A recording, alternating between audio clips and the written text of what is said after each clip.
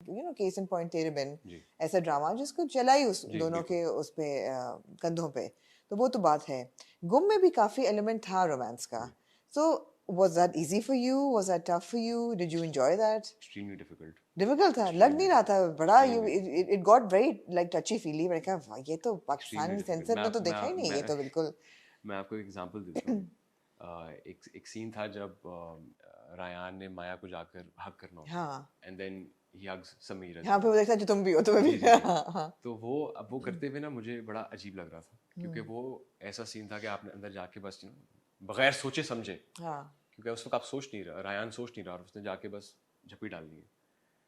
तो वो सीन जब मैंने पहली बार किया तो सरबंद ने कट किया, उसने कहा बेटा क्या ईद मिल रहे हो, मतलब कुछ तो दिखाओ कि कुछ है। तो वो एक दो जगहों पे I felt little uncomfortable as well. वो एक सीन है जब वो जब गिरने लगती है और उसको उठाना हाँ होता है मुझे, हाँ। वो भी आई फेल्ट थोड़ा सा, क्योंकि मैं एक्चुअली क्योंकि नया कम काम किया हुआ है, और मुझे ये होता है हमेशा कि यार फैमिली भी देख रही होगी, तो पता नहीं अब वालिद साहब देखेंगे, अम्मी बैक ऑफ द देख रही माइंड होगी, यही है, ये हाँ। होता है एक बैक ऑफ योर माइंड, ये चल रही होती है ये चीज़। हाँ। और उसकी वजह से आई फील कि परफॉर्मेंस के अंदर थोड़ा सा it affects your performance, it does. And उसको निकालने में थोड़ा टाइम लगा मुझे। अब अल्हम्दुलिल्लाह आई फील कि आई एम कंफर्टेबल, मैं कर सकता हूँ, फवाद क्योंकि खान लेवल। फवाद खान लेवल तो नहीं, बट कोशिश कर सकते हैं, नहीं, कोशिश एक कर वो सकते सीन था जब वो उसको पकड़ता है, फिर वो ये जप्पी वाला सीन था, हैं। जी फिर जब उसको बांधा होता है तब उसका हाथ, चेहरे में हाथ, वो तो दो तीन जी दफा जी, दो तीन दफ़ा है दो वो। तीन दफा जी वो जी जी लेता है, तो जी वो बड़ा अच्छा था। हम बल्कि ये डिस्कस कर रहे थे कि it seemed like you did it with a lot of ease, और मैंने कहा ये इतना नेचुरल सा है, हम लोग इतना भी नहीं दिखाते अपनी जी स्क्रीन्स पे, जी। Credit goes to Tooba as well, yeah I feel. Absolutely Tooba absolutely. ने मुझे बहुत कंफर्टेबल किया सेट के हाँ। ऊपर, बिकॉज ऑब्वियसली जब मैं आया था सेट के ऊपर तो एक बड़ा सेट था, बड़ा डायरेक्टर है, तूबा ने लिखा भी खुद है और एक्ट भी खुद कर रही है। तो इन सब के अंदर ना मैं थोड़ा सा आई फेल्ट लिटिल अनकंफर्टेबल शुरू में, फर्स्ट फ्यू डेज। अच्छा मेरा एक पोकर फेस है, मैं वो चेंज नहीं करता कभी भी, अगर मैं अनकंफर्टेबल फील भी करूँ तो कोई बता नहीं सकता कि मैं अनकंफर्टेबल हूँ। तो किसी को आई डोंट थिंक किसी को पता चला होगा, बट तू बस वाज अ स्वीट हार्ट, उसने इतना इतना हेल्प किया, इतना ज़्यादा उसने मेरे साथ रिहर्स भी किया, एंड वी बिकेम फ्रेंड्स। और जब दोस्ती हो जाती है तो फिर सब कुछ ईजी लगता एब्सोल्युटली है आपको। और एब्सोल्युटली। वो एक्चुअली उसने बोला भी है, she made she was asking me uncomfortable questions as well शुरू में, थोड़ा सा ना दोस्ती बढ़ाने के लिए। हाँ और फिर बहुत दिनों बाद उसने मुझे कहा, जब दोस्ती होगी, उसने कहा कि यार ये मैं इसलिए कर रही थी हाँ। ताकि ये सीन जो है ये अच्छे निकले और लोग देखें, उनको लगे वाकई के माया और रायान के बीच में कुछ है, क्योंकि एक बहुत हाँ। इंपॉर्टेंट पार्ट है या इस कहानी या का। तो credit to Tuba for that, for sure. Credit to for that. नहीं अच्छी बात है, आई थिंक वो कंफर्ट लेवल एक अचीव करना तो ज़रूरी हो जाता जी है। जी बिल्कुल ज़रूरी होता है, बहुत ज़रूरी होता है, बहुत ज़रूरी होता है, बिकॉज अभी मैंने एक सीरियल किया खेल, और एक और आई थिंक बहुत इंपॉर्टेंट बात यह है कि अगर आपके पास टाइम होता है शूट करने का, आप एक रिलैक्स्ड माहौल में शूट कर रहे हैं, तो ऑब्वियसली काम बेहतर होगा। अब क्योंकि मैंने इतना काम किया नहीं है, बट अभी रिसेंटली मैंने एक सीरियल किया हम टीवी का, जी। अलीज़े शाह और यशमा के साथ मेरा एक लव बिल्कुल ट्रायंगल है बिल्कुल उसके अंदर। बिल्कुल। खेल वही है ना। जी जी, खेल वही है।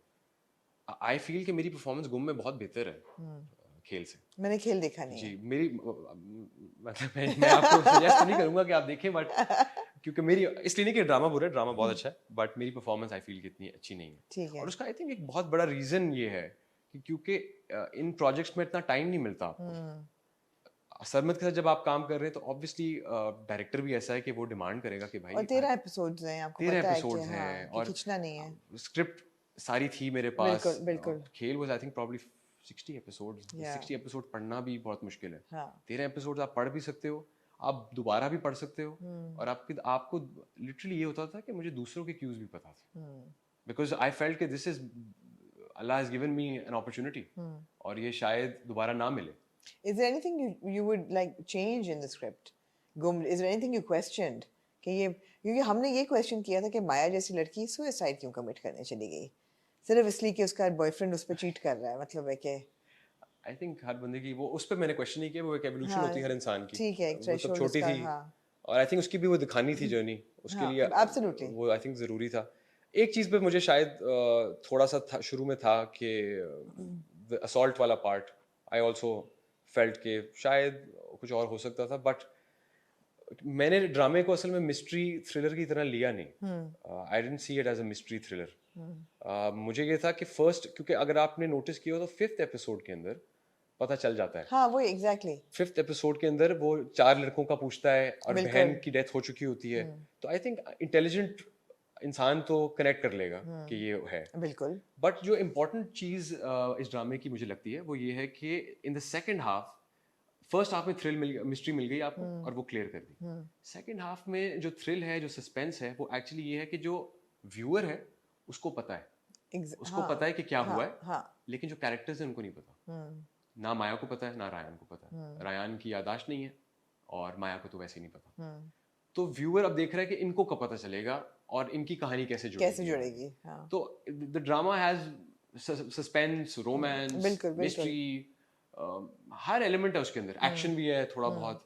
तो I I treated it as a drama जिसके अंदर हल्का हर हल्का एलिमेंट चीजें। हो। अनफॉर्चुनेटली आई फील कि उसको बहुत ज्यादा पिच कर दिया गया as a mystery Suspense thriller, thriller, yeah. but if you watch it as a drama, I think it's brilliant. No, no, it was very good. It was और very good. and I'm not saying that because I worked in it. No, no, it was very good. अगर इसमें कोई तो और भी होता, I thought it was excellently absolutely, done. absolutely. Excellently done. तो अब फिरोज एस्पिरेशंस क्या हैं? मतलब है कि गुम obviously it was a really good project, लेकिन ऐसा नहीं था कि उसके बाद लाइन लग गई हो जी प्रोड्यूसर्स की कि चलें जी आप आएं, आपको we want you in every drama. या has something changed? Because we know कि बड़ा मुश्किल है to break through in this industry. और आपके कनेक्शंस ना हो, अगर आप जो कि आपके नहीं हैं और आप न्यू कमर हैं, तो बड़ी मुश्किल से लोग 10-10 साल लगा लेते हैं और उनको वो सेंट्रल कैरेक्टर्स नहीं मिलते। तो अब क्या क्या प्लान है, गेम प्लान क्या है? देखिए, प्लान बेंचमार्क मैंने आपको बताया हुआ है। यार बेंचमार्क फवाद खान है। ठीक। अब अनफॉर्चुनेटली मुझे मेरी बहुत लोगों से बात होती है इस बारे में। वो कहते हैं कि जी काम इसी तरह का है, गुम मिल गया, गुम एक मतलब एक बस था, इस तरह का दोबारा नहीं बनेगा। रन ऑफ द मिल जो काम है आपको वो करना पड़ेगा। मैं थोड़ा सा डिसएग्री करता हूँ इस सोच के साथ।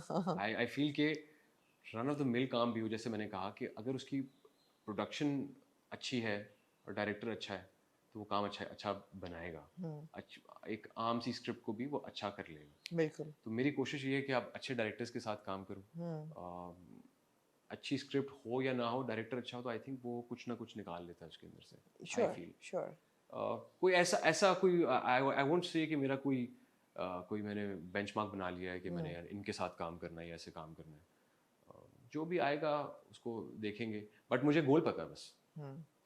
मैंने वो गोल देखा हुआ है और वो मैंने जब से मैं आया हूँ Karachi, I landed, I think first time I landed in 2018, तब से वो गोल है। और वो I am a weirdly confident man. I can see that. weirdly confident. ये गोल फवाद खान वाला है? उसकी स्टोरी भी है ना पीछे। हाँ बताओ ना। वो स्टोरी ये है कि फवाद खान और मैं, हम सेम स्कूल से। ओके लाहौर ग्रामर स्कूल का ही है फवाद खान और मैं भी। ठीक है। तो जिस टाइम पे मैं पढ़ता था उस टाइम पे Fawad Khan EP, he was a musician and खुदा के लिए आई भी थी, बट एज सच कोई इतनी हाइप नहीं थी। तो जब हम सफर आया और वो एक नेशन वाइड क्या ग्लोबल आई थिंक फिनोमेनॉन बन गया।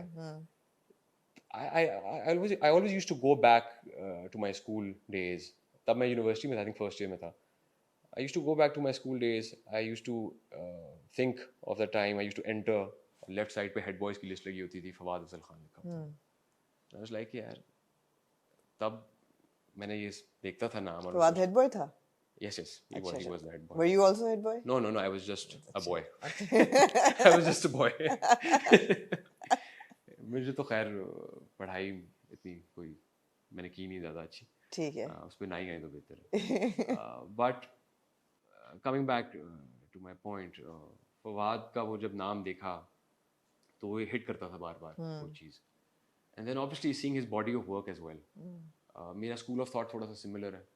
मैं कहता हूँ कि काम बेशक आप कम करो लेकिन अच्छा काम करो। तो अगर आप उनका काम देखो तो आई थिंक 8-10 ड्रामे की होंगी, 7-8 ड्रामे की होंगी, 2-4 फिल्में की होंगी। बट इससे ज्यादा किया है काम, लेकिन आई थिंक याद रखने वाला काम है। तो unfortunately fortunately I don't know, मेरी जो शुरुआत हुई, मुझे सोप करने पड़े वगैरह। I am very proud of them honestly. Absolutely. नहीं everything is on the learning curve. Yes of course. बिल्कुल। उसकी सबसे बड़ी रीजन ये कि हाँ, ना मैं एक्टिंग स्कूल गया हूँ, मुझे तो एक्टिंग स्कूल पता भी नहीं कोई इतने ज़्यादा हैं या नहीं, मेरी कोई फॉर्मल ट्रेनिंग नहीं हुई।